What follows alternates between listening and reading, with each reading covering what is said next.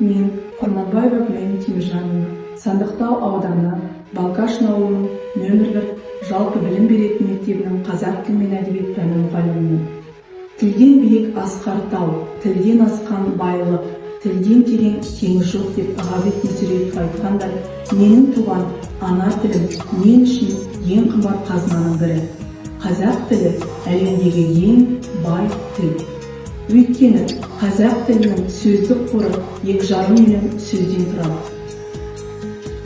Күнделікті өмірде жиі байқайтыным, өз ана тілінің қадірін жете түсінбей, қажетсінбей, өзге тілде жалтақтап жүрген жастарымыз көп. Мен тіл жанашыры ретінде ана тілім, қазақ тілінің өшпей, өркендеуіне өз үлесімді қосамын.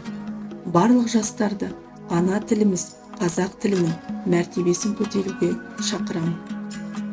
Тілім менің, тілім үшін мың өліп тірілгенмін.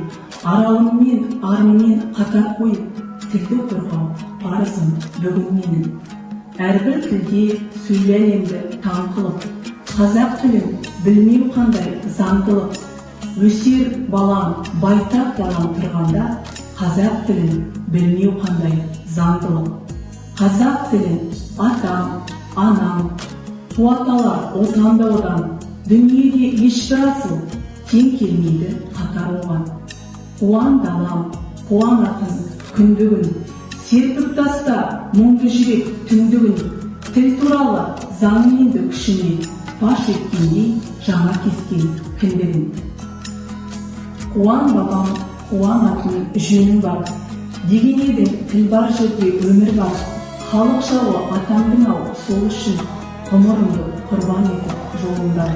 Қуан анам ұстазымнан сүйеніп, сәтінде көп кеткен кейде түңіліп, ақ сүтіңмен бойға біткен тілімді, бір тұтамын мен алдына еліп. Қуан балам, туған тілдің киесі, жебет сені болғанына иесі, тек бұнымен бітпейтінін ұғып өз, дүниеде тіршіліктің күресі. Қуан халқым, күшіне енді тіл заңы, сүйінші деп қыздарымыз жырлады. Ел елдігі бағалалар тілімен, сол арқылы құлпырады гүлдар.